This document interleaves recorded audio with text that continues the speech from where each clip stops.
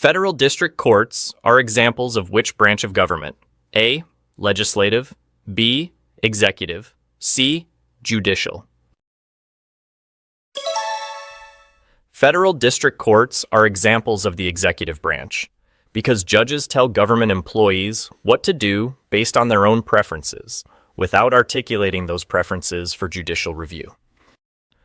You might say, wait, I've seen on TV the Supreme Court deciding if lower courts followed the law. Those cases are the rare exception, where district courts ask the Supreme Court to review their decision. Most of the time, district courts just do what they want. The Supreme Court tells them in Rule 10, a petition for a writ of certiorari is rarely granted when the asserted error consists of erroneous factual findings or the misapplication of a properly stated rule of law. That means district courts can ignore facts and law when choosing what government should do. District Rule 12b says government can ask courts to just ignore law using emotion, rather than consider fact and law in a bench trial or summary judgment.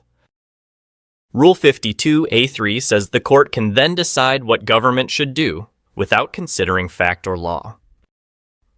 Case law says courts should list one law and fact, but Supreme Court Rule 10 says the fact and law don't have to have any relevance to the case.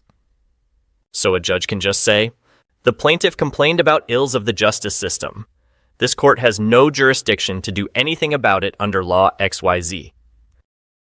The district court can even lie that there were no facts or law to rule on. The appeals court can cite a law having nothing to do with the facts of the case, or even lie that the district didn't rule on the case, so there's nothing for the appeals court to do.